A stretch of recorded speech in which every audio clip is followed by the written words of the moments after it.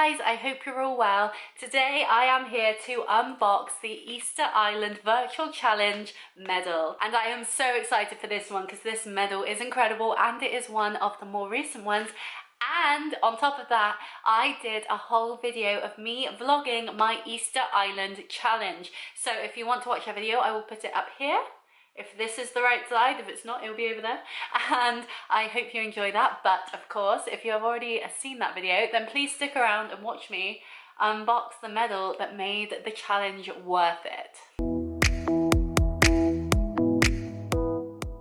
But as always, to start, we are going to go through the entire challenge, the milestones, the postcards, and everything in between before we get to the unboxing, which will, of course, come a little later. So let's get on the journey. To start it, I got my racing bib, and you can tell this is a newer challenge, much like the Berlin Wall one, because my number was 6,125, which means only 6,000 people have done this challenge before me, which really isn't many when you look at other challenges. We then get our first postcard, which says, "Hi, this is a great view of the 3 islets from Orongo. Motunui being the furthest is where the Birdmen contestants had to swim to and obtain the first sooty tern egg," which is so cool. I love that little fact. I love how they include things in here that make you want to look into it more, because it might not make much sense to you now, but when you give it a Google, it will. And the blue clear ocean as well just looks so gorgeous. We then get our second postcard, which says, "Hello, it may have taken me some time to get here from Chile, but I look forward to my 38-mile, 61-kilometer journey around the island and exploring the famous Moai statues," which I'm so excited to see. I think these statues are so cool. They have such interesting stories around them, and they're just, I mean, they're Easter Island heads. I mean, how cool is that? And do you know they have bodies? Like, they actually have bodies. Like, they're not just heads. I love it. I love it. I'm so excited for this challenge. We then pass the 20% milestone, which means we have taken 10 plastic bottles out of the ocean. In the Conqueror challenges, you can either choose to plant a tree at every milestone or collect 10 bottles out of the ocean.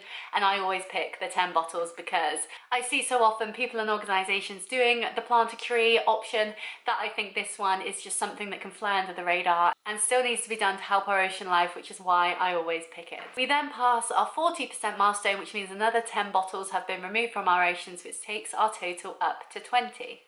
And this is where we are greeted with our third postcard. "Hello, the Moai statues stand guard facing inland, sending the mana spiritual protection to their clans," which is so cool. I love learning about all these different historical facts, how different cultures do things, and while I may find the fact of a load of statues standing in line a bit scary, watching me while I sleep, the idea that they are protecting you is so wonderful and something really nice to think about. We then pass the 60% milestone, which means another 10 bottles have been removed from our oceans, which equals to 30. And then we get our next postcard, which says, "These 2 sentinel-looking Moai are some of the best preserved statues on the island. They are wearing the pukao, and on their back are beautifully detailed engravings," which I love. I love how so often you see in historical books, like, all these big things, the wonders of the world that aren't here anymore, and to know that these are preserved and you can still see them after all this time is so cool. Like, you wonder, what did these people do when they were creating these statues to make them be preserved so long? How did they keep them so well intact? And I think they look so cool too. They always remind me of Night at the Museum, if I'm being honest. Like, I can't lie, of the whole dum dum want some gum gum. But I think their cultural representation and what they stand for these people is so interesting, and definitely something that we should be looking more into because it's just so fascinating. We then pass our 4th milestone, which means 80% of the challenge is gone, and we take another 10 bottles out the ocean, increasing our total to 40. And then we get another postcard, which says, "Hi, Easter Island may be mostly treeless, but rolling hills such as this one abound, making for a wonderful out-in-the-open hiking experience, albeit somewhat windy." Now, with my hair, I'm not the best in windy. If you watch my vlogs of these challenges, you will see that the wind isn't always my best friend, but I love the idea of having just an open plain, just somewhere where you can see for miles around you and just really take in that place, and it looks absolutely gorgeous. I'm gonna be honest, it kind of reminds me of Teletubby World a little bit, but that's just my childish side coming out. And then we hit our final milestone, which is the big one, the 100%, which means another 10 bottles are taken out of our ocean, which equals out to 50 in total for this challenge.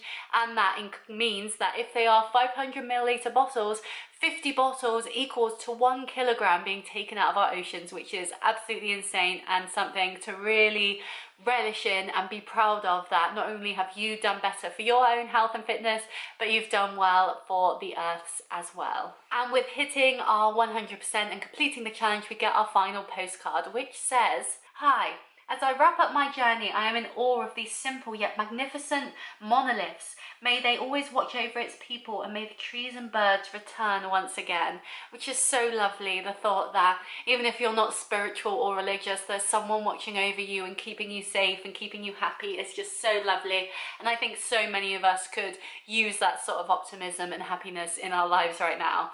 And the intricacy of the statue on this postcard is a bit intimidating, and I do wonder how big it is in real life, but it looks incredible and I would love to visit one day in person. And with completing the Easter Island challenge, we have our medal. Now, as always, it comes in this lovely sleeve, which on this side says virtually anything is possible, and on this side has our John of Groats to Land's End lady, or Land's End to John of Groats, I always say that the wrong way around, on the packaging, as well as other Conqueror challenges.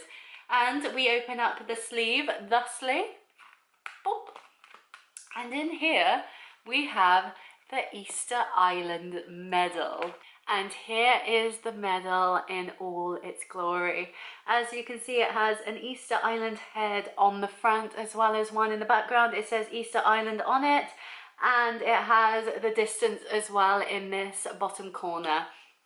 And if we turn the medal over, we have this incredible stone on the back which has symbols that pertain to the Easter Island people. The great thing about this medal is the stone actually pops out, so you can see the intricate markings on both sides of the stone, and it also has some words inside this area as well, which says, roughly translated as navel of the world, Pito means uterus, center and navel. Meanwhile, Henua means earth, territory and universe.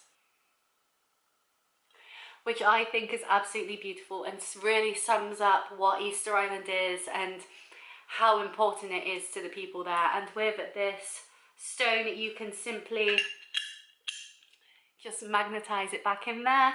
And then on the actual ribbon, you have a mask up here and just lots of imagery of the island along it, which is absolutely gorgeous. But this is one of the more colourful medals. It's absolutely stunning. I think it captures the island perfectly, from the oceans, which you will even have the rock there, which was referenced in our first postcard, to the sun and the sky and the grass here as well. It's just absolutely gorgeous. Such a stunning medal and a great challenge overall. It was so much fun to complete. As I said, you can find my full video on me completing the Easter Island virtual challenge, which was so much fun to do, and it's such an easy challenge too, and the medal 100% makes it worth it.